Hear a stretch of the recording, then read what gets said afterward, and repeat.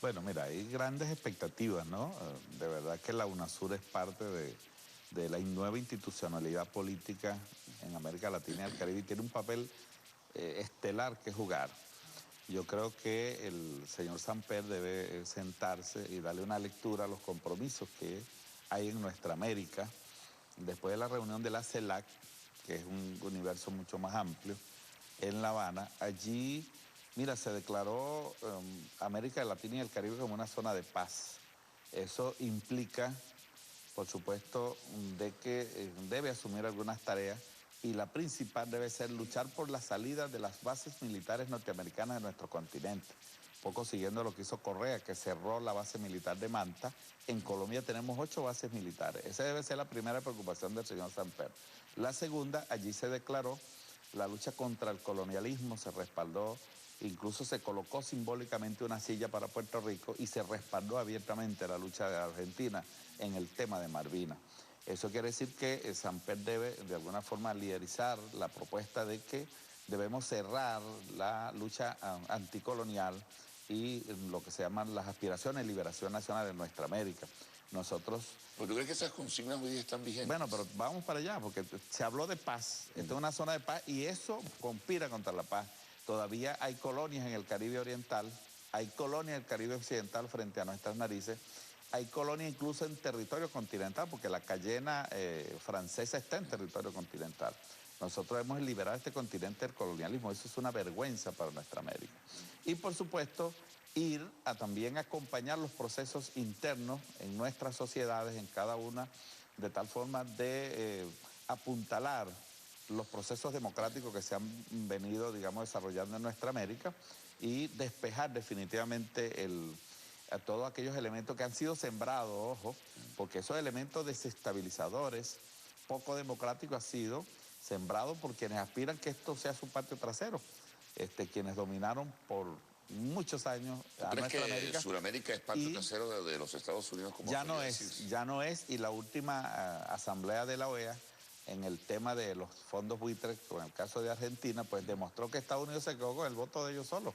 Eso indica cuánto ha cambiado nuestra América. Entonces, el acompañamiento del diálogo en Venezuela, que ha sido un llamado del presidente Nicolás Maduro, pues también debe ser una responsabilidad del secretario general de UNASUR y ese tipo, digamos, de iniciativas, yo estoy seguro que son bienvenidos. En todo caso, habría que revisar sí que aquellos que le dieron la patada a la mesa, que rompieron el diálogo, de verdad están dispuestos a regresar, porque yo entiendo que el problema de la oposición venezolana es que todavía los de la salida siguen aspirando con esa agenda, incluso hay algunos que... ¿Cuánto pesa políticamente ese grupo que habla de la salida frente al resto de lo que es la Mesa de Unidad Democrática? Mira, no sabría porque yo no soy especialista en la oposición, pero tiene expresiones muy concretas y son muy abiertos. Por ejemplo, ahorita el caso de estos muchachos que fueron deportados de Colombia, es claro de que estaban reclutando jóvenes para llevarlos a entrenarse con los paramilitares en Colombia para luego regresar. ¿Pero hay pruebas de eso? ¿Cómo no? Ahí están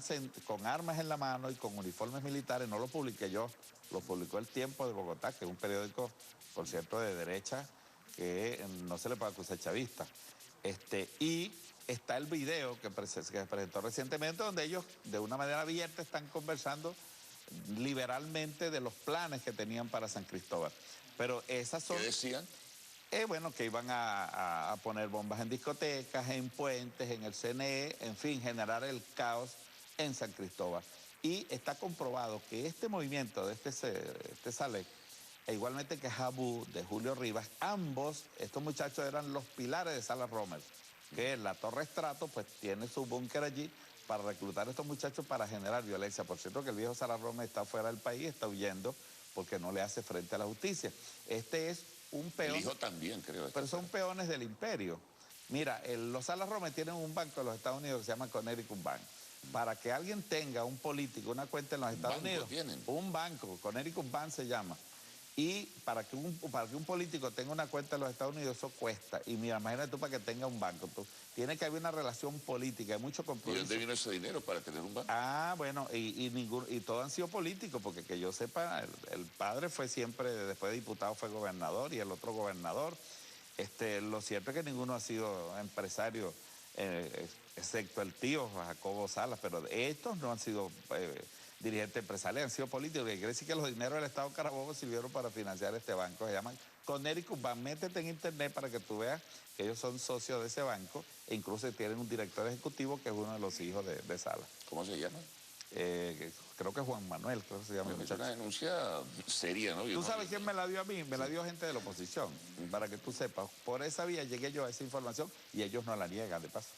Ahora, retornando al tema del diálogo, ¿cuáles serían las condiciones para que, incluyendo a Samper como nuevo secretario general de UNASUR, pueda trabajar para lograr ese acercamiento? Porque las tensiones van a seguir, viene el año próximo un proceso electoral importante, parlamentario, en fin, pero las posibilidades en este momento se ven muy lejanas de sentarse a conversar sobre temas específicos nacionales. No se trata de sentarse en una mesa e intercambiar ideas, se trata de lograr algunos acuerdos, ¿no?, para enfrentar el problema económico, el problema social, en fin. No, yo pienso que tiene que ser el respeto, ¿no? Y el respeto a la Constitución y a las leyes. Yo creo que ahí está la base de cualquier diálogo y, por supuesto, la condena a aquellos sectores que se desvíen de lo que es la actuación del marco jurídico en el país. Yo creo que la oposición ha sido muy errática. Por ejemplo, ya han puesto como un punto de el caso de Simonovic. Tú sabes que, vamos al dogma del derecho. No es posible flexibilizarse en el caso Mira, de Simonovic. no debería, por lo siguiente. El dogma del derecho establece que quien viola, porque quien debe garantizar los derechos humanos es el Estado. Simonovic era el jefe de la seguridad en Caracas y él fue el responsable de las muertes. Es más, sus jefes policiales estaban presos junto con él y se le dio una medida humanitaria, más no el perdón. Ojo, más ningún indulto, ni ninguna amnistía como aspira la oposición. Eso sería una bofetada al que en nombre de los derechos humanos tú perdones a quien es responsable de las muertes, de la violación de los derechos humanos. Es un contrasentido. O sea, no es posible una medida humanitaria con Simonovic. Si la oposición fuera seria, sacara el caso de Simonovic, seguramente hay otros casos que son discutibles y que se pueden colocar en la mesa. ¿Cuáles, por ejemplo? No, tendrían ellos que colocarlos, pero te estoy diciendo, ese caso deberían de una vez sacarlo. Una cosa es una medida humanitaria por razones de salud y otra cosa es que lo perdonen después de ser responsable y está condenado, pues por eso está preso. Pero para la oposición eso es un asunto de principios, ¿no? Bueno, pues, eso es cuando tú haces cosas de principio, asuntos que no lo son. Porque si tú en nombre de los derechos humanos vas a exhibir un genocida, por favor, por Dios, estás trancando la partida dominó. Entonces no hay posibilidad de diálogo. En ese caso no. Ahora, en el caso, por ejemplo, del tema económico, que es tan importante, hay una crisis severa en la economía nacional. No es posible conversar con gente talentosa, que de lo suyo hay muchos en la oposición sobre ese tema. Seguro. A nosotros nos gustaría ver cuáles serían las ideas que ellos presentan para ayudar digamos, en este momento que el país necesita propuestas. Pero ¿qué es lo que vemos nosotros? Respaldando a los contrabandistas, respaldando precisamente a quienes están en la usura. Mira, criticando y oponiéndose a todas las medidas que el gobierno propone. Se oponen a la cactahuella, se oponen al cierre de la frontera, se oponen a todos los operativos, se oponen a la supervisión, se oponen a todo. Pero las poblaciones de frontera también se oponen, Saúl. No se oponen. La población de frontera no. Hay un reclamo permanente. La población de frontera no. Los que se oponen allí son los contrabandistas, los que viven del negocio. Más bien el trabajador común. No es obvio que se oponga, ¿no? El trabajador común es víctima de la escasez de bienes y servicios precisamente por estas prácticas ilegales y, digamos, fuera de lo que es el marco jurídico del país. ¿Pero qué tiene que ver la oposición con los contrabandistas? Bueno, han estado dándole apoyo abiertamente. Cada vez que tú te opones, cada vez que el gobierno actúa y sanciona y, digamos, incauta e implementa algunas políticas y tú sales a oponerte a eso, quiere decir que estás de alguna forma trabando en vez de salir a dar una contribución. Esos son los puntos del debate. ¿Dónde nos ponemos de acuerdo? Por ejemplo, ¿a quién favorece el contrabando? Sí, bueno, a los que se dedican a eso. Solamente. Entonces, ¿por qué la oposición tiene que darle un cheque en blanco a quienes se dedican a esa el problema económico va mucho más allá que el contrabando, Saúl. El problema económico es mucho más grueso, el problema inflacionario. Son muchos temas. Claro. El contrabando tiene que ver, o el desabastecimiento, o la escasez tiene que ver con el contrabando, pero el problema inflacionario tiene que ver con el estancamiento del aparato productivo nacional, cómo reanimarlo, cómo, por ejemplo, incorporar al sector privado para que se reanime y ayude a combatir la inflación. Bueno, ese es el peor flagelo que tenemos nosotros. El gobierno le ha dado la hoja de ruta al sector privado. Si yo fuese empresario, que mi mentalidad sería ganar plata, producir riqueza, debería estar pensando en el mercado del Mercosur, hermano. Son 350 millones de consumidores, más de 30 millones que tenemos en el norte de Brasil, que es, como dice, un mercado privilegiado para nosotros. Pero si tú estás pensando en cómo tumbo a Maduro, en cómo acaparo, en cómo... No quiero estar en eso. Oye, en el cadibismo, en cómo me entregan unos dólares, me quedo con los dólares y no traigo los bienes y Pero servicios. hay complicidad interna ahí también. Mira, no, yo creo que el Estado ha sido débil en los controles y en el castigo, pero los pillos son mucho más del Ejido Cedeño. Casos como el Ejido Cedeño son muchos.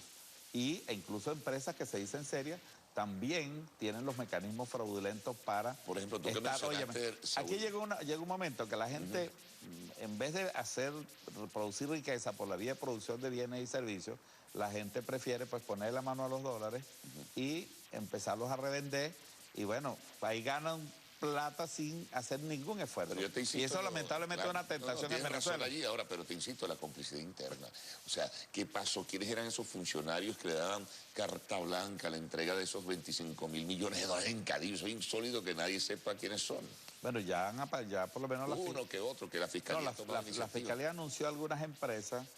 Entiendo yo que por la presunción de inocencia no se pueden dar los nombres, pero en la medida que empiecen a haber elementos de convicción deberían aparecer los nombres, porque todos los venezolanos queremos saber quiénes son y queremos castigo y queremos también que resarcir los daños que han sido causados al país, al pueblo, al erario público, y eso es incautándole los bienes a todas las personas que, digamos, se hicieron millonarios con estas prácticas pues ilegales. Bueno, Saúl, muchas gracias. Bueno, aquí hicimos un recorrido bien interesante. Partimos de Samper y UNASUR y culminamos con Cadivi.